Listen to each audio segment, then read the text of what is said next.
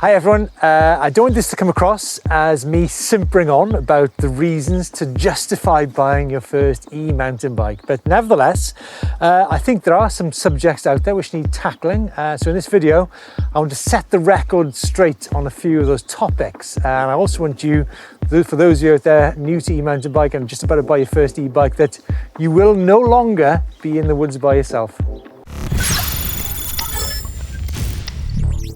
Trail access. Okay, this is quite a difficult one, and where you live actually dictates whether or not you can ride your e-bike off-road. Now, I do know in certain states in US that a lot of e-bikes are actually outlawed. Yeah, I did mention the word outlawed, but I think gradually land managers are becoming to realize the difference, the distinction between a throttle assist bike and a pedal assist bike, which is very important. Now, here in the UK and in France and Italy, obviously the access laws in each country are massively different.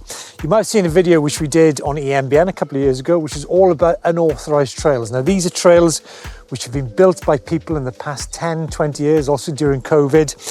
The fact is it doesn't matter if you're riding a mountain bike or an e-bike on those trails, they're still unauthorized trails, so to speak. I think the key thing about trail access is that people who are spinning around the woods with pedestrians or horse riders doing 40 to 50 kilometers an hour on high-powered e-bikes aren't doing us any favors at all, both in terms of mountain bikes or e-bikes. So I think we need to be responsible, and if we keep it under 25 or 35 kph, then I fully believe that we can all share the trails together. Now, the next thing, which I think is very much perceived as a problem, but it definitely isn't, is this whole idea that e-bikes are advancing super fast. There's big steps in technology taking place every year, but I don't really think that's true. I think there's definitely lots of refinement going on with e-bike systems.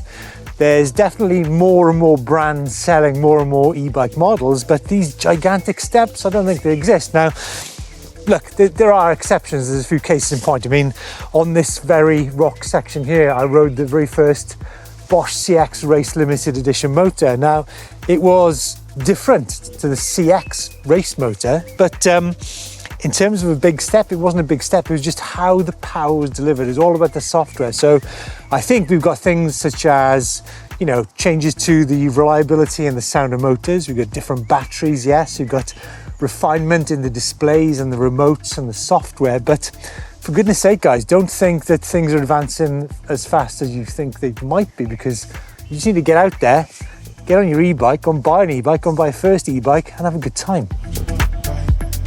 Okay guys, next up, high or low or mid-power e-bikes. Now, many people out there think they need to make a choice between a high-power e-bike or a low to mid-assist e-bike. Well, you think about it, if you're about to buy a full-power e-bike and you think there's going to be too much power there for you, remember, there's the mode button. You can swap that down to eco mode. You can ride on a low-power e-bike, because let's face it, the difference in the weight, depending on the model that you buy, is only going to be around about 2 kilos. And lots of bikes now, you can adjust the torque, such as the new Giant Trans Advanced Elite, from 85 newton meters down to 20 newton meters of torque. So that's an 18.8 kilo bike, and it's got, like, 20 newton meters. It's not very much power. But for me, I think the most important message here is that, having recently ridden a mountain bike compared to a mid-assist Track Fuel EXE at 50 newton meters and a full power bike, I actually think that both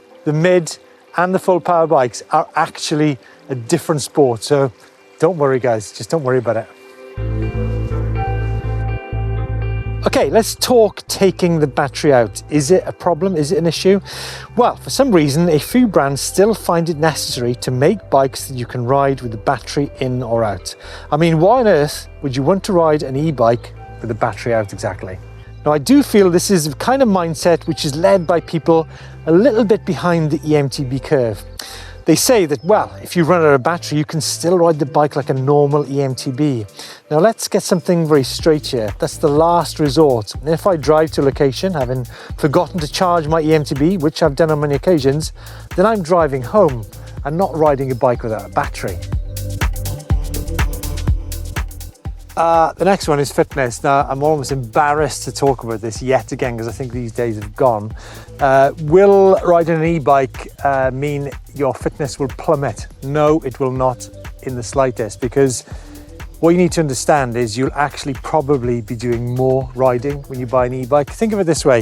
If you got a hill which takes you 15 minutes to do on a mountain bike, you'll be able to do that in probably about 5 minutes on an e-bike. So in as much as your heart rate might be X when you go from A to B on a mountain bike, because it's taking you longer, of course, it's going to be a higher heart rate. So if you multiply the amount of runs you do on an e-bike, your heart rate is going to be about the same anyway. So let me give you an example. Today we did a 1 mile climb. It took 18 minutes to do the climb on an eMTB, 5 minutes descent. So probably doing 2 of those climb and descent combinations in an hour. On an e-bike, you're probably looking at doing 4 of those, 4 climbs, 4 descents in an hour. So that combined heart rate is going to be the same as doing 2 runs on a mountain bike. But the bottom line here is actually, it depends how hard you ride your e-bike and what mode you ride it in. And that's it from a wild and woolly Wye Valley in March time. Guys, I think this is the kind of video which you might want to get involved in. Please don't forget to subscribe to EMBN for tons of e-mountain bike content. So like I said, get involved in the comments and more than happy to help you answer some of these questions.